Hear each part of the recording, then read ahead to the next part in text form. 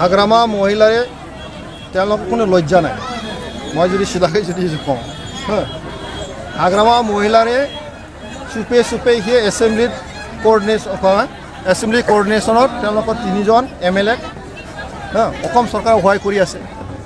আৰু এইফালে ৰাজহুৱাকৈ BTC চৰকাৰক তেওঁলোকে গালি পাৰে হয় না নহয় আচ্ছা BTCত কোন কোন আছে চৰকাৰত ইয়াৰ BJP UPPL আছে না নাই BJP চৰকাৰ হয় না নহয় তেওঁলোকে কিন্তু BJPক গালি নাপাৰে অকল নোৱাৰে ভয় কৰে আপোনালোকৰ ভয় নকৰে সেইটোৱেই কথা যে তেওঁলোকৰ যে মানে মিথ্যাচাৰৰ ৰাজনীতি কৰি আছে না আৰু সুবিধাবাদী যে ৰাজনীতি কৰি আছে এইটোতো স্পষ্ট আৰু এই কথাখিনি আজি ৰাইজে বুজি নাপায় নেকি বিটিআৰৰ বাহিৰত আপুনি ভাল একে বেয়া এই কথাটো ৰাইজে চব বুজি পায় বিটিআৰৰ বাহিৰত আপুনি নিৰ্বাচনী প্ৰচাৰত অংশগ্ৰহণ কৰিছে আচলতে বিজেপি সংকটত আছে নেকি এইটো কথা নহয় দেখ ভাই আমাৰ অসমত 3টা মিত্ৰ দল একবদ্ধভাৱে আমি NDA কাম কৰি আছোঁ না BJP নেতৃত্বত AJP UPPL আমি একেলগে কাম কৰি আছোঁ এটা কথা আপোনালোকক মই জনাম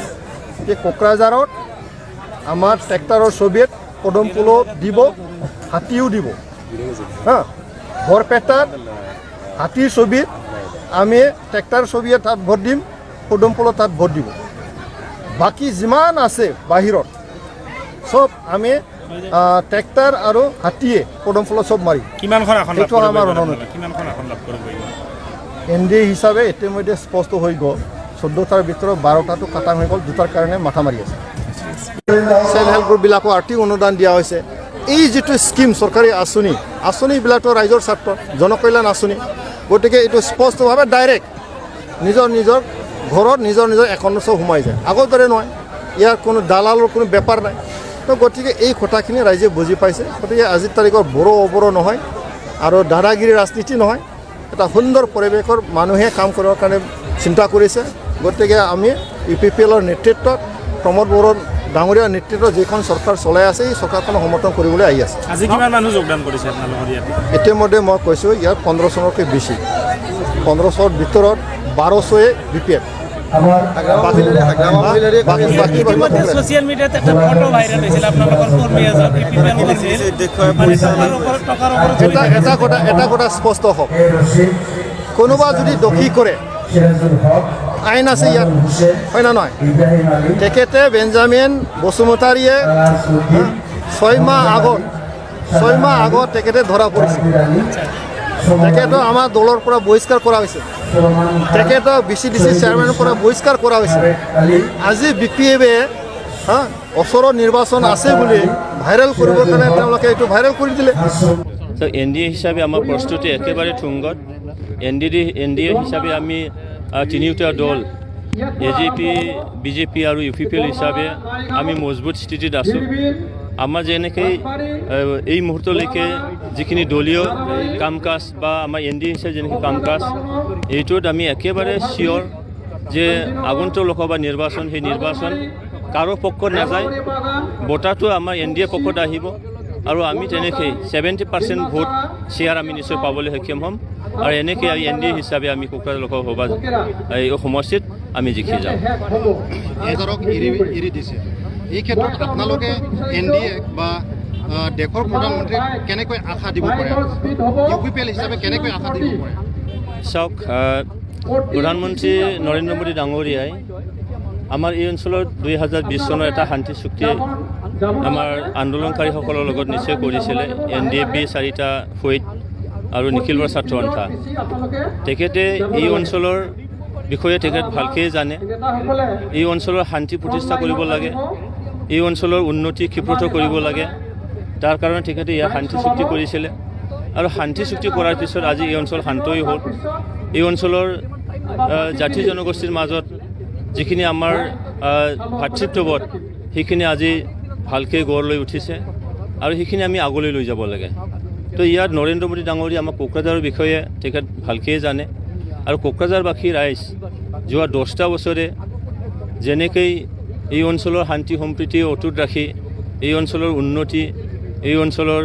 সৰ্বাংগীন বিকাশৰ কথা চিন্তা কৰিব লাগিছিল কিন্তু যোৱা 10টা বছৰে কোকৰাঝাৰবাসী ৰাইজে এইখিনি পাবলৈ সক্ষম হোৱা নাছিল যাৰ কাৰণে আজি